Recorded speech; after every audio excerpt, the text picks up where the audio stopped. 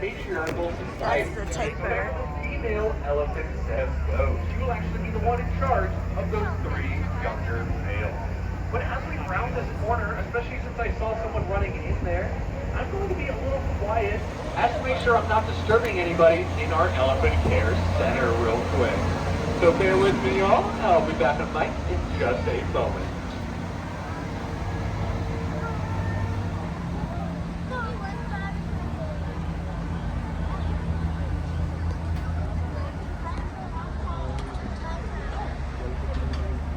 So I'll just talk nice and quiet because it does look like we have somebody who just entered into our care center over here to our right.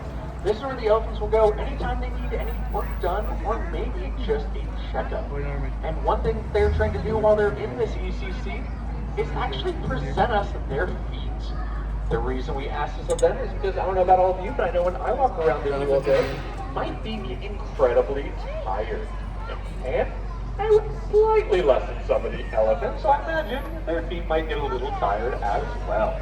So in order to combat that, while they are in this care center, they will receive regular pedicures. Plus they know a trip to the care center is always going to result in extra food for them, so they hear their names get called and they rush right on over, kind of like we saw Nepo doing right back there.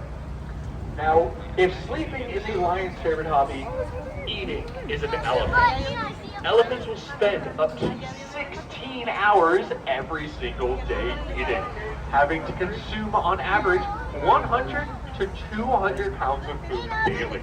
And they will wash that down with about 50 gallons of water. And with how much they're eating and drinking, you best believe these elephants are going to the bathroom quite a bit. Now, you may be wondering, Bo, why bring up how much the elephants go to the bathroom? Well, that's because if you go to our gift shop later, you might be able to find something called poo paper. Paper made out of recycled elephant poop. It has a very unique texture to it, so I highly recommend going and giving it a feel if you get the opportunity. Now you can actually look on our right-hand side. We can see one of our African elephants using that prehensile trunk of theirs to reach over and grab a little bit of extra food from that tree over there. We actually do like to spread out their food as much as possible. Oh, this appears to be our matriarch, Meshaba, over here. This is our one female elephant who always gets first dibs on all the freshest food. But yes, we like to spread out their food as much as possible just to make sure that their feedings never become boring for them.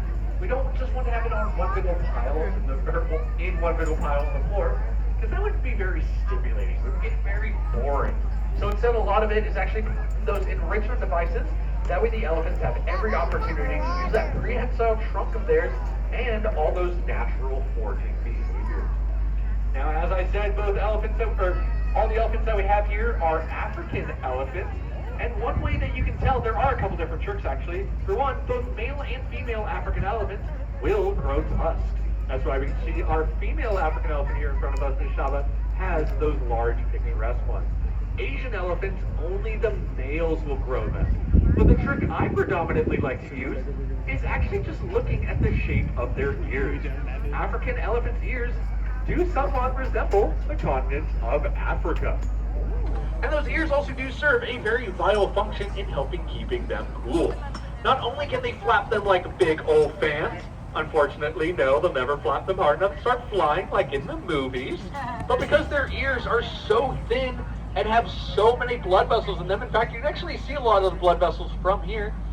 When the blood pumps through their ears, it'll actually cool down.